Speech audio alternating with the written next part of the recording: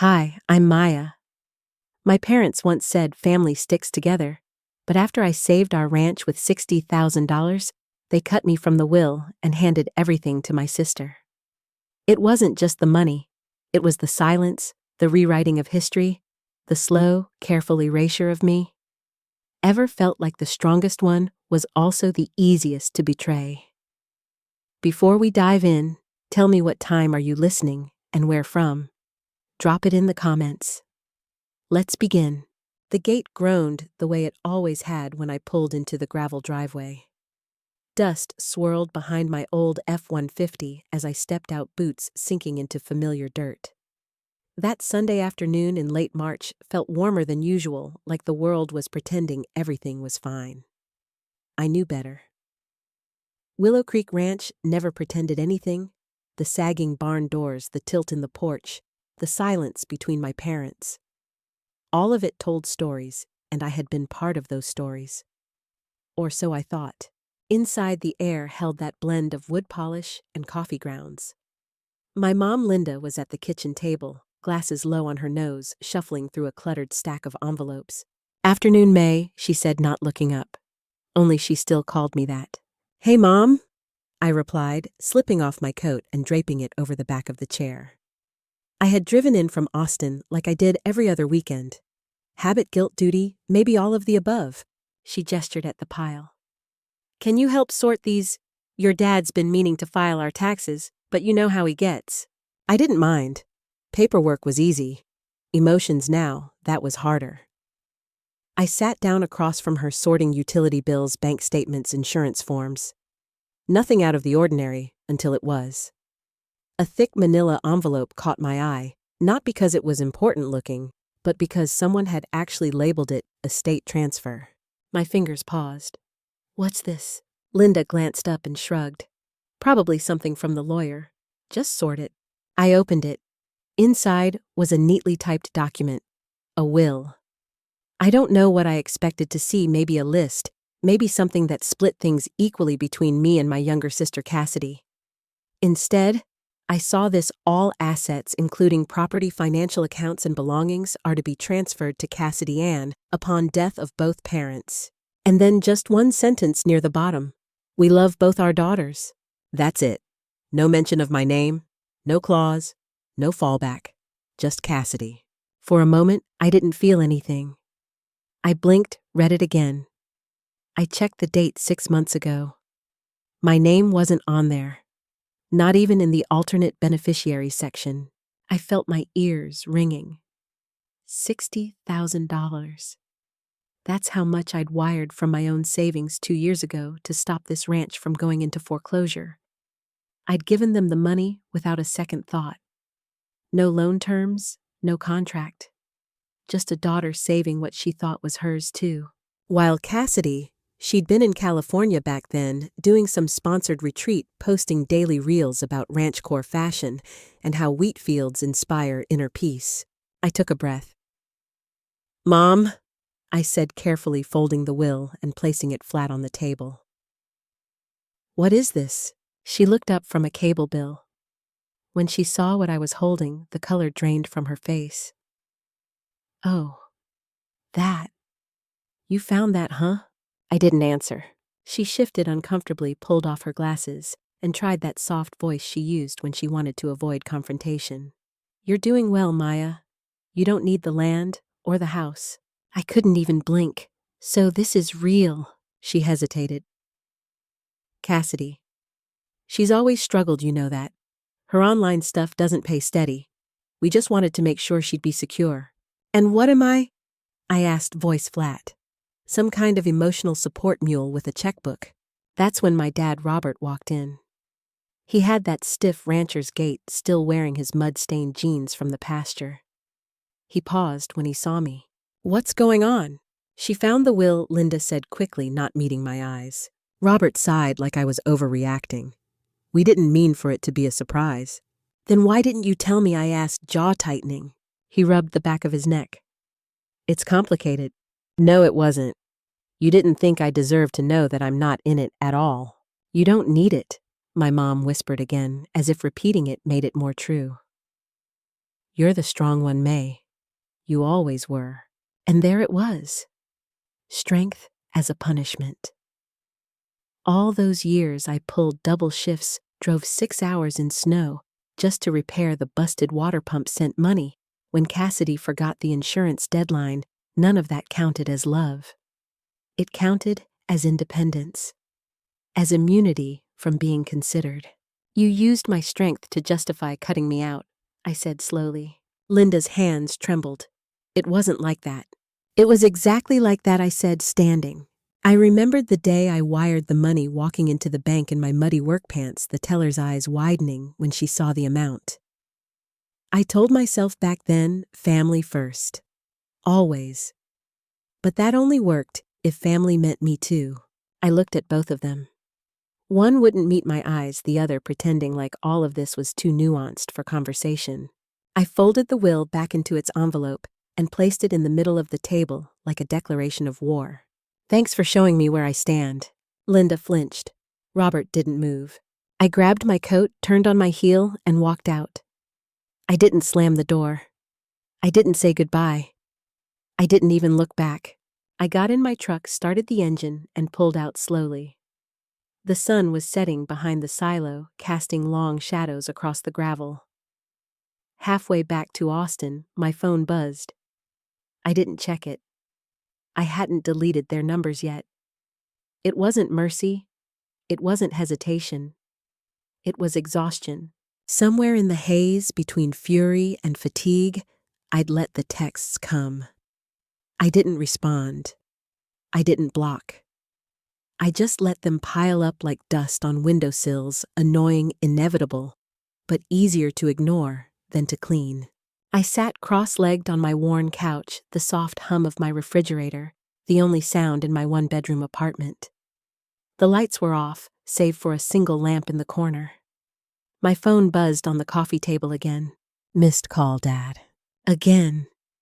The name didn't sting the way it did last week.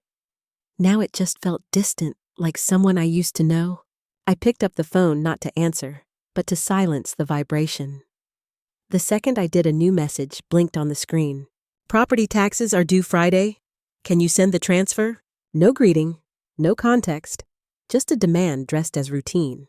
I stared at it, my mouth curling into something that wasn't quite a smile. Closer to disbelief. It was almost funny.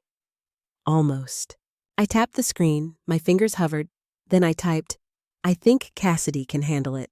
The ranch is hers now, right?" Sent. No punctuation, no warmth, just the same sterile tone they'd use with me. I set the phone down, stood up, and walked to the kitchen. I needed a glass of water, not because I was thirsty, but because I needed to do something with my hands. Something grounded. Before I could turn on the tap, the phone buzzed again. "Mom." I let it go to voicemail. Then came the texts, one after another, like a chorus of guilt in digital form. "Please don't do this. We need to talk. We just wanted your sister to feel secure." I leaned against the sink, letting the cold faucet run into my empty glass. The sound reminded me of the night I wired the 60 grand. I'd been in the same kitchen, my fingers trembling as I typed the transfer info. I didn't ask for interest. I didn't draft a document. I just did it because that's what family was supposed to mean. Now I was being painted as the villain. Another buzz. This time, a longer message. "She's been feeling like you looked down on her," Mom wrote. "We just wanted her to feel equal. You always make her feel small." I stared at the words, reading them over and over. So that was the story now? Not that I saved the ranch. Not that I worked 2 jobs while Cassidy chased camera angles in sunflower fields. No, the story was, I made her feel small. "Twist the knife, why don't you?" I didn't reply. Instead, I opened my banking app and stared at the list of automatic drafts I'd been too tired to cancel last week. One for the electric bill at the ranch, one for the feed supplier, one for the septic service. I deleted all 3. No hesitation this time. Then I opened a note on my phone and wrote, "You are not required to light yourself on fire to keep others warm." It wasn't poetry. It wasn't new. But right then, it was mine. The phone buzzed again. Different number. I almost ignored it, but something made me check. Mr. Caldwell? He'd been our neighbor for over 2 decades back in Willow Creek. Used to bring over sweet corn in July. His wife passed last winter. I hadn't heard from him since the funeral. The text was short.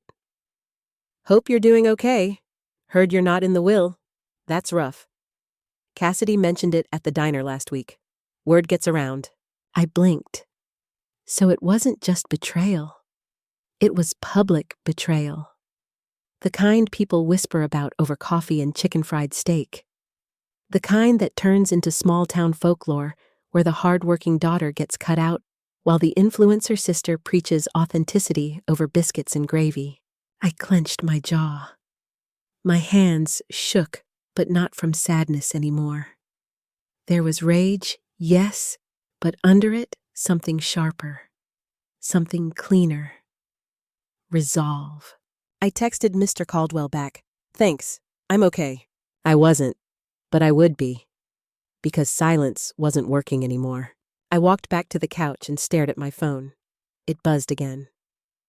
Cassidy. I didn't even need to open the full message. The preview line said, Enough, are you seriously doing this?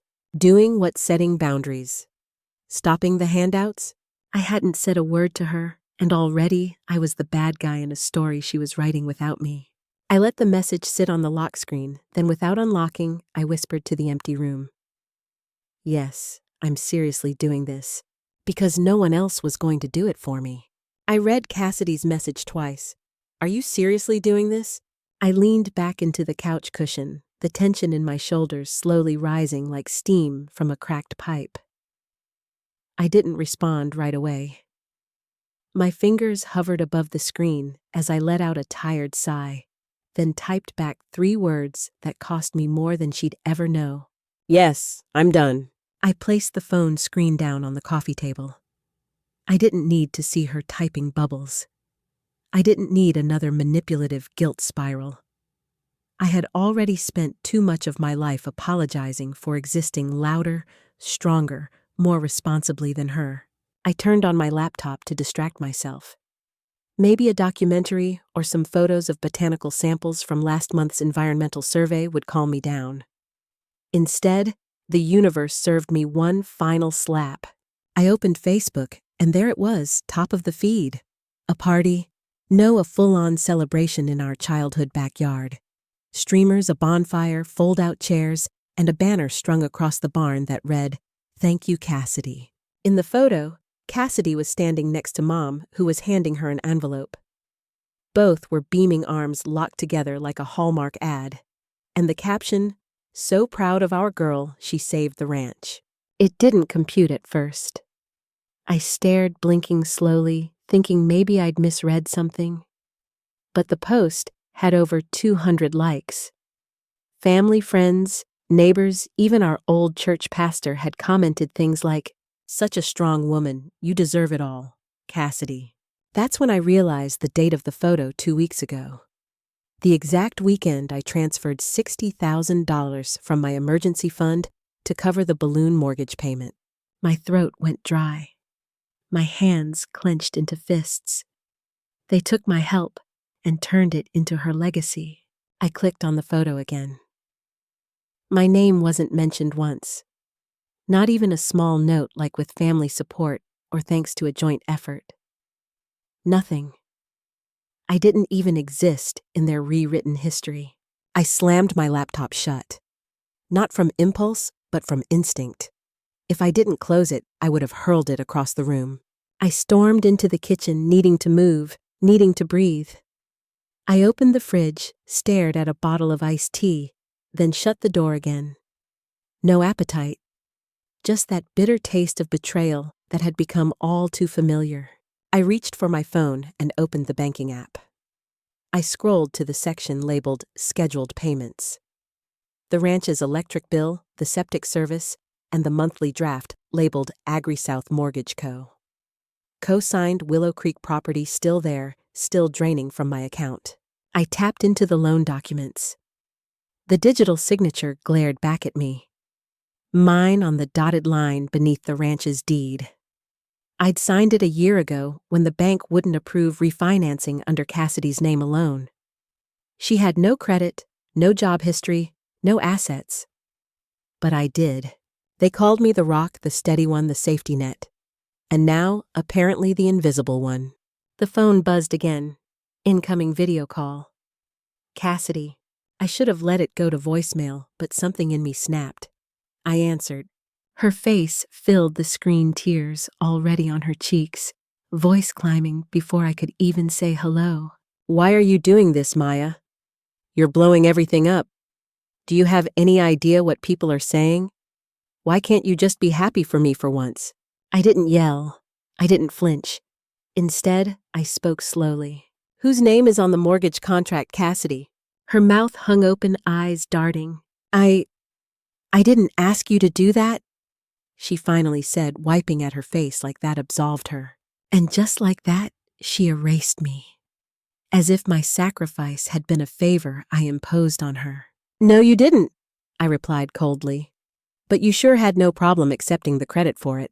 Silence. For a second, I thought the call dropped. But no, she was just stunned.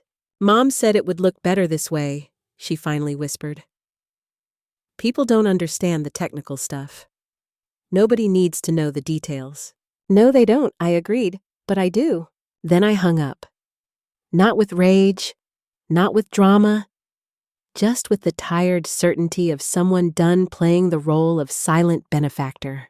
I stood there in the kitchen, one hand on the counter, the other gripping my phone so tight my knuckles whitened.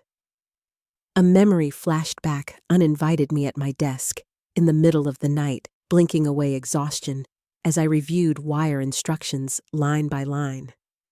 The loan officer on the phone saying, "You're saving this place." Mom calling me the next morning, voice soft, with something almost like pride, saying, "We don't deserve you, sweetheart." Apparently, they were right. Because now, according to everyone else, they'd saved themselves. I walked back into the living room, sat down, opened the banking app again. My finger hovered over the auto payment setting. My thumb shook slightly as I reached for the option, pause recurring draft. Yes, I didn't flinch when I hit cancel. The auto payment vanished from my bank dashboard like it had never existed. The only thing more invisible was me. For the first time in weeks, my shoulders lowered a fraction.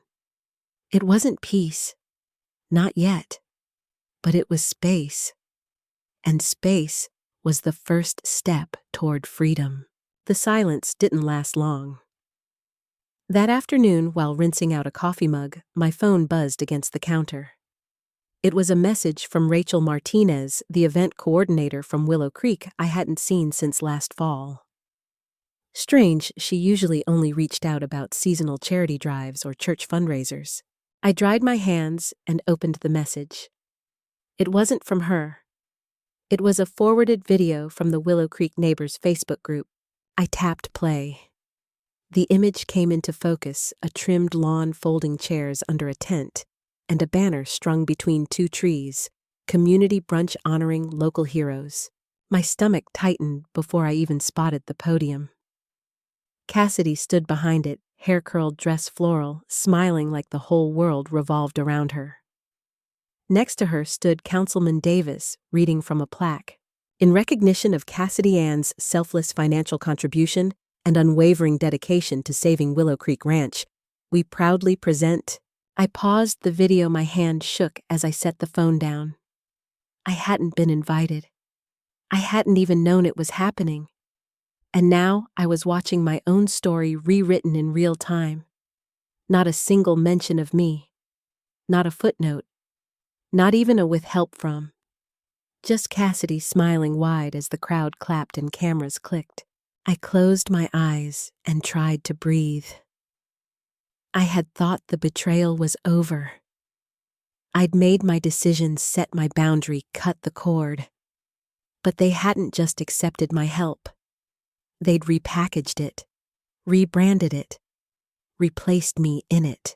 I reopened the video, forcing myself to watch it through. I needed to see what else had been taken.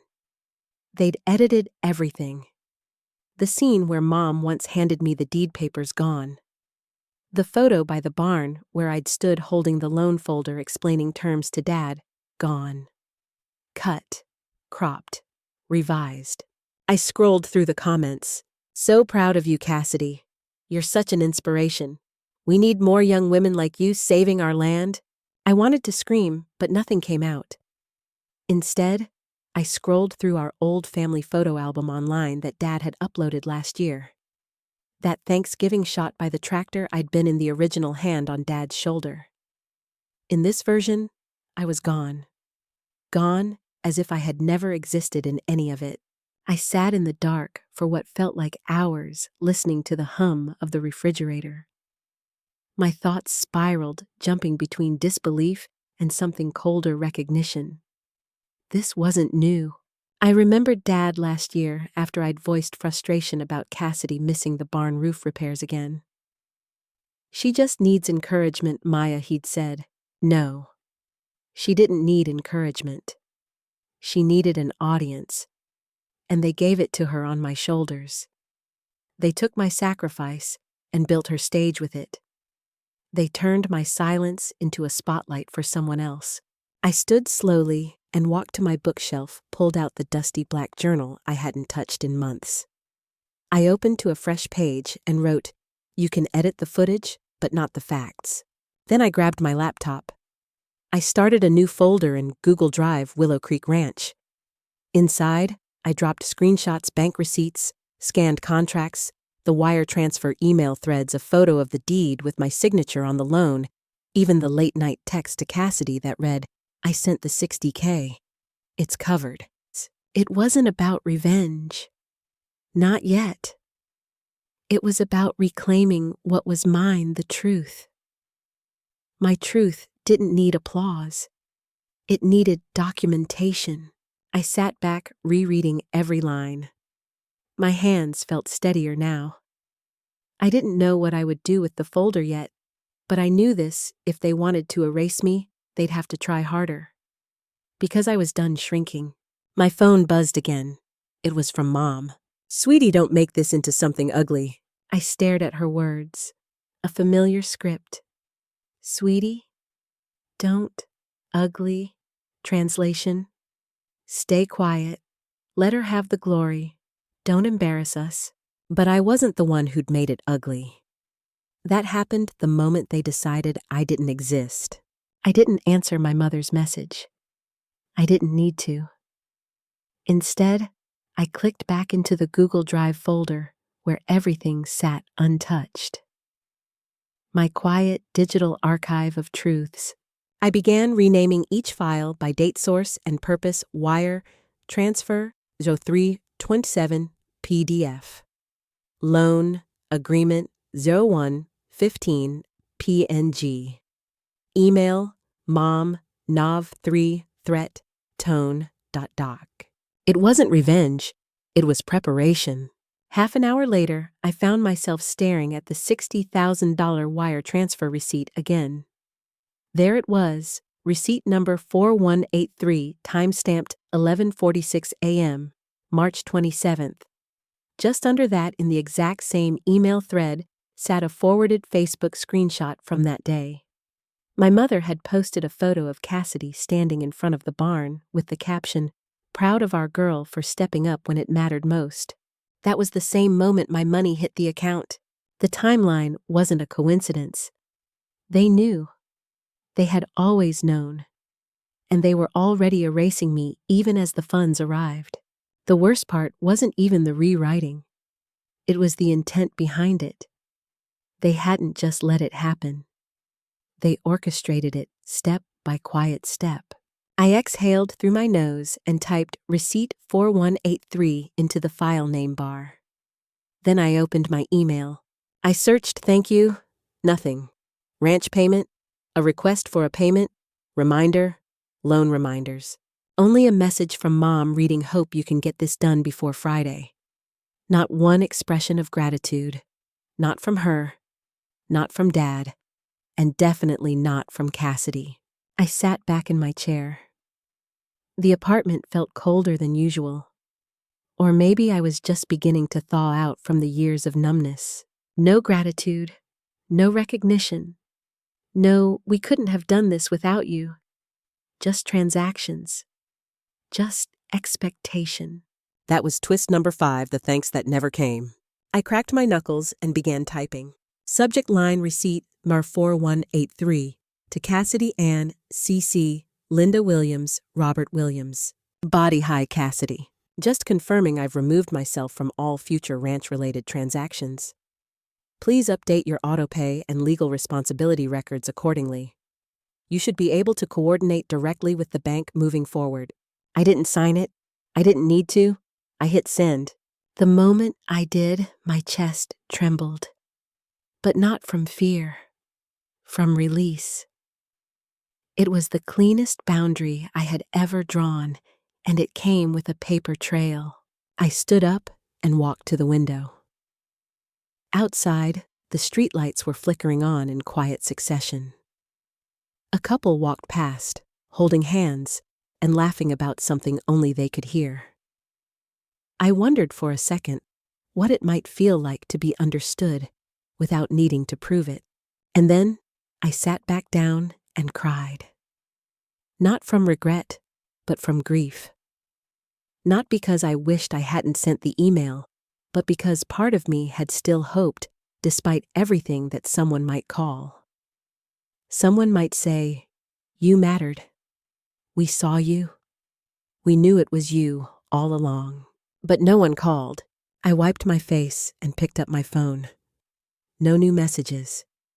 Just the stale silence that had become familiar. Until 20 minutes later. It buzzed. It was a notification. An Instagram story from Cassidy. I hesitated before tapping. The image loaded a candlelit corner of the farmhouse kitchen. A wine glass half full. Her fingers visible near the rim, delicate and carefully posed. The caption read, "Some people are only generous when it's quiet. Once they're loud, it was never love." I stared at it for a full minute. That was her warning. A passive jab wrapped in faux poetry. An accusation designed to flip the narrative again. She wanted me to feel guilty, to fall silent, to crawl back into the role of silent benefactor while she stood in the spotlight. But I was done shrinking. I didn't reply to Cassidy's story. Instead, I stared at the caption, her clever little dig, and let it settle like dust over everything that had already cracked inside me.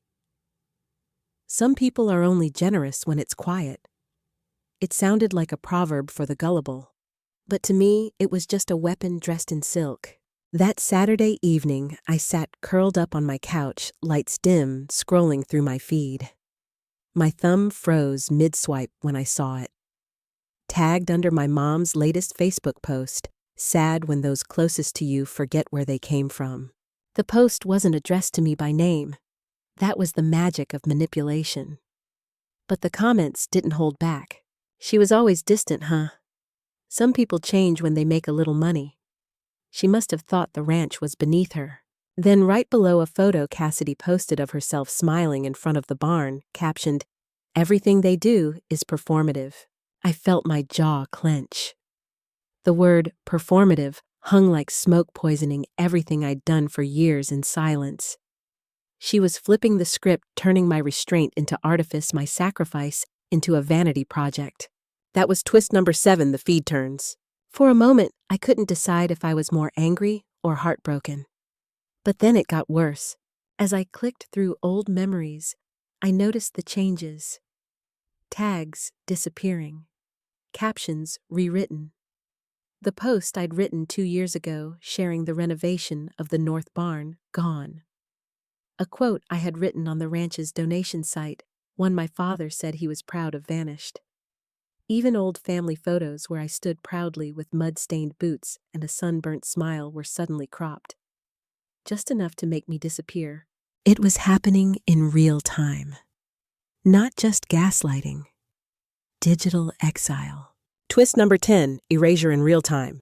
I closed the laptop, then reopened it, and this time I didn't log in to scroll. I logged in to speak. My Facebook page had been silent for months, just the occasional birthday like or holiday post. But now, it was a war room. I uploaded a screenshot of the wire transfer. Receipt 4183, then typed just one line beneath it. I didn't need credit, but I won't accept erasure. Receipt 4183. That was it. No dramatic flair, no sob story, just facts. The post was live for less than 10 minutes before the comments started pouring in. Wait. You were the one who paid that I remember seeing you in the freezing rain hauling lumber behind the barn. You never said a word about this.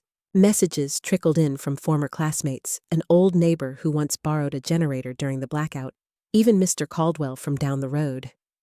I always knew you were the reason they stayed afloat. By the end of the night, it had over 200 comments and shares. Not viral by internet standards, but viral for Willow Creek. And not a single word from my family. Not even denial. That silence, it was louder than a scream. Sunday morning, I woke up to find that Cassidy had restricted my access to her page. Her stories, her highlights gone. I'd been shadow removed from the curated narrative of her perfect influencer life. And my mom, she had unfriended me. It was petty. But it was confirmation. They weren't interested in healing. They weren't embarrassed by their actions. They were only ashamed they'd been caught. And my father, still silent. The silence of a man who could have stopped this before it started, but never did. For once, I didn't chase it. I didn't text to ask why. I didn't call to clarify. I closed my notifications and sat with the stillness. Not the kind that aches, but the kind that marks the edge of a new boundary. Let them sit in the curated echo chamber they built for themselves. I had truth. I had proof. And now, I had a voice. As I logged off for the night, a new notification popped up. A direct message from someone I hadn't expected. Local News Weekly. Hi, Maya. I came across your post about the ranch. Would you be open to sharing your side of the legacy? I think people would want to hear it. I stared at the screen, then smiled. Slow, measured. If they wanted the public sympathy, they should have stayed quiet. I was just getting started. I hadn't even finished reading the DM from the reporter when my phone pinged again.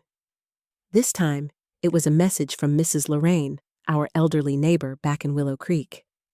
She never texted. She called or dropped off pies with scribbled notes. So seeing her name alone gave me pause. Your parents want to meet in person, it read. That was it. No emojis, no soft cushioning, just a quiet warning dressed as information. I let the screen go dark in my hand and stared at the wall. It was coming. The confrontation I knew was inevitable. But this time, I wasn't walking into that house empty-handed. The next morning, a note appeared beneath my apartment door. The handwriting was unmistakably my mother's. Maya, if there is anything left between us, come to the ranch Thursday. One last time. I folded the paper carefully and set it beside my laptop. I didn't cry. I didn't feel moved.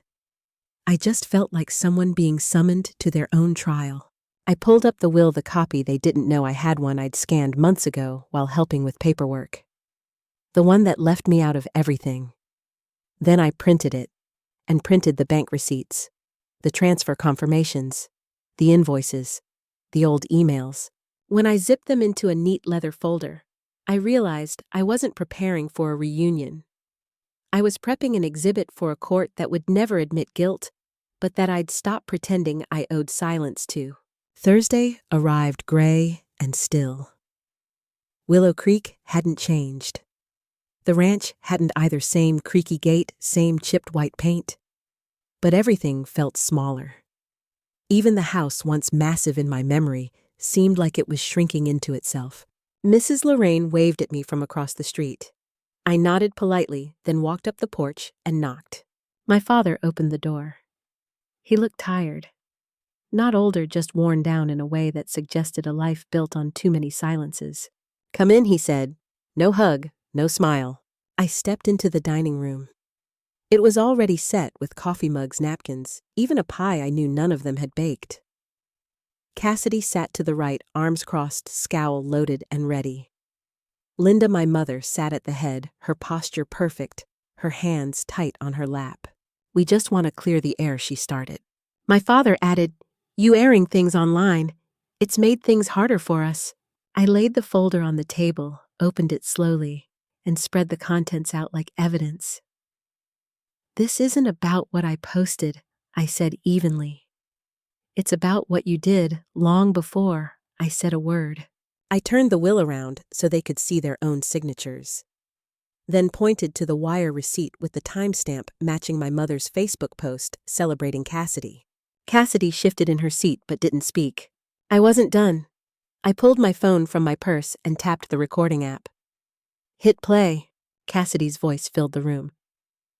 "Yeah, you're the one who paid for it all. I thought they'd never take your side." Silence. Then a shallow inhale from my mother, her eyes darting, unsure where to land. My father pushed his chair back. "What is this, a setup?" "No," I replied. "It's accountability."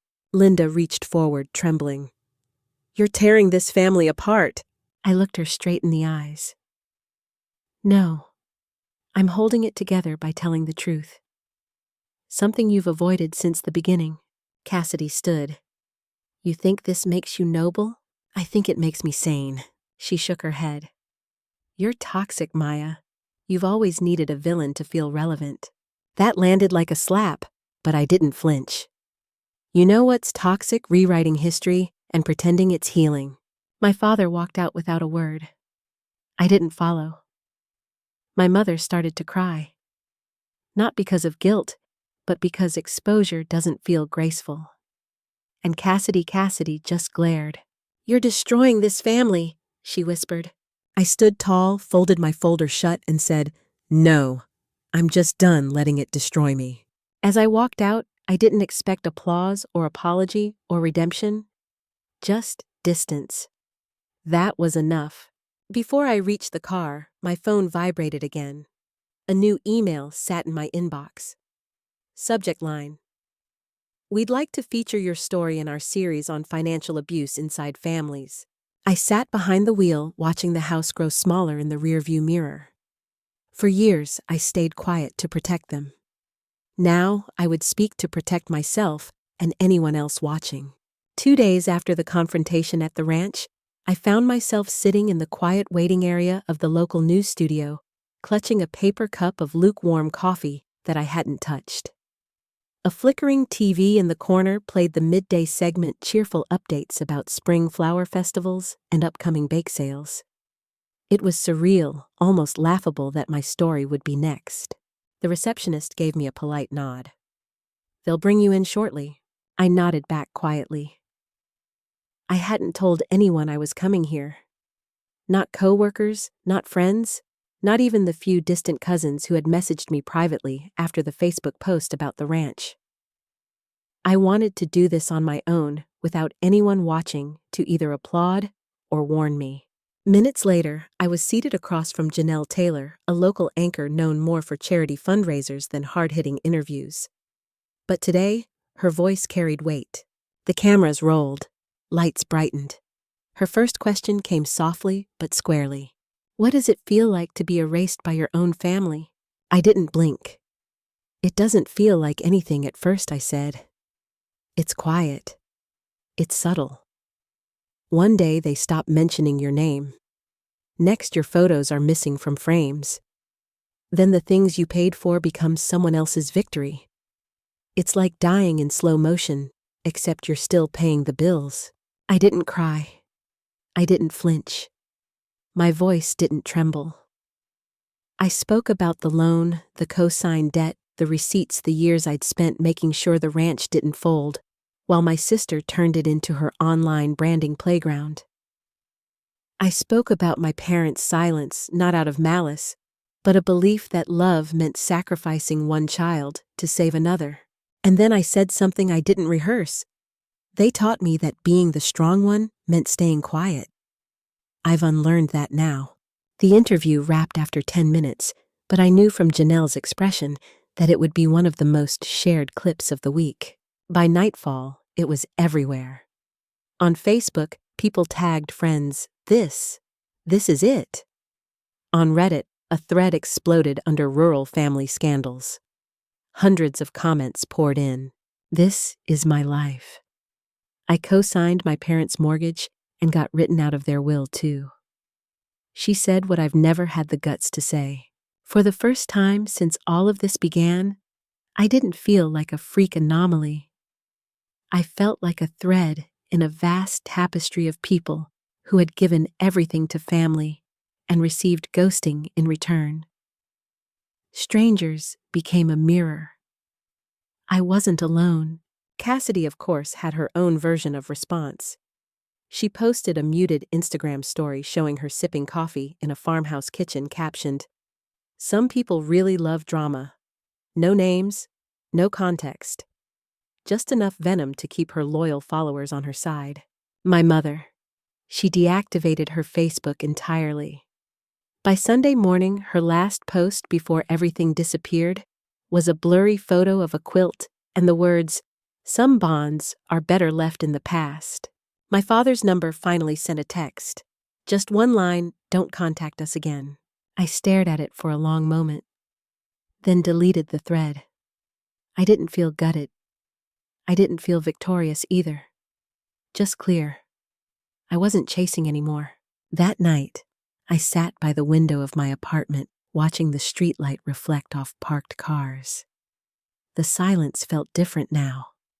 Not heavy, not aching, just real. I opened my laptop and logged into the blog I hadn't touched in over a year. Created a new post. Titled it, "The Invisible Daughter." I didn't rant. I didn't name names.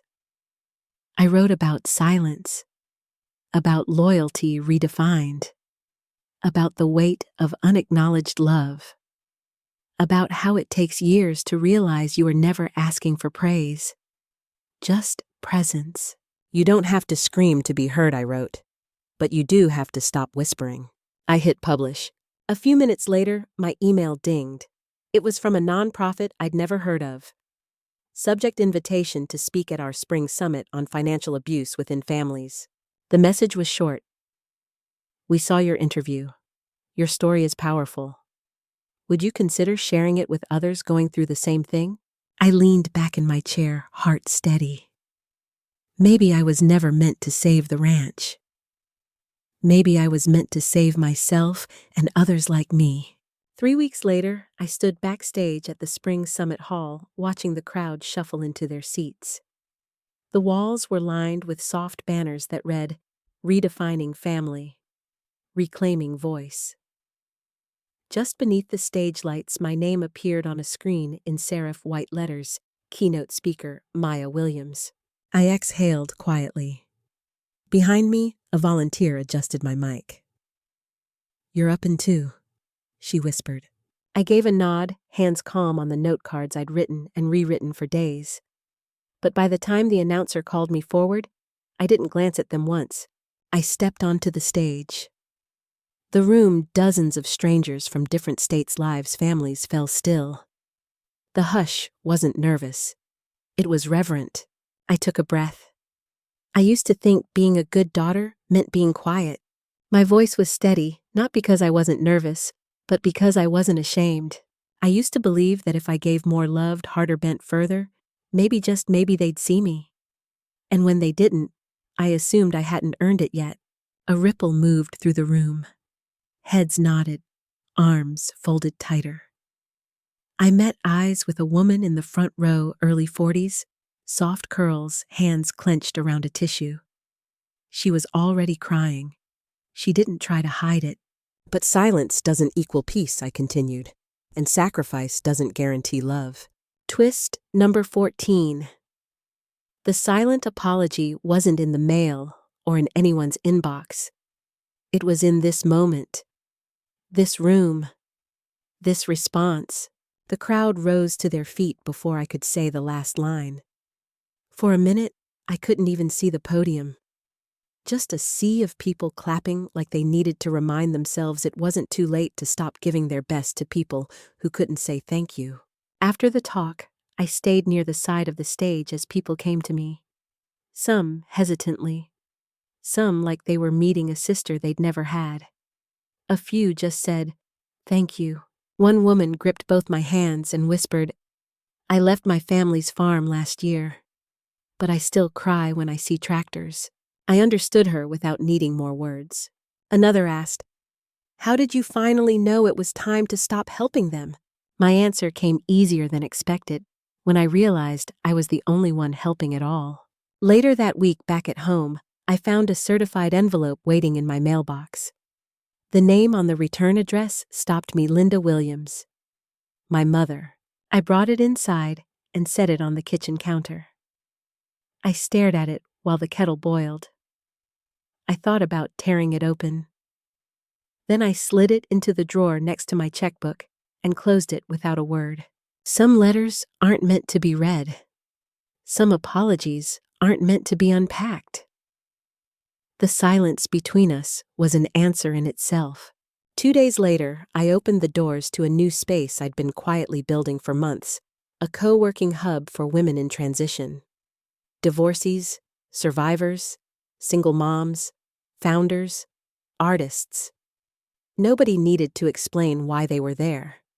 Only what they needed next. On one exposed brick wall, we'd painted a quote in bold cream letters, "Be your own proof." Mid-morning, as I was wiping down a table near the back, a familiar voice called out, "Well, look what you built instead of a barn." I turned. Mrs. Lorraine stood at the threshold in a cherry-red cardigan, holding a bouquet of sunflowers.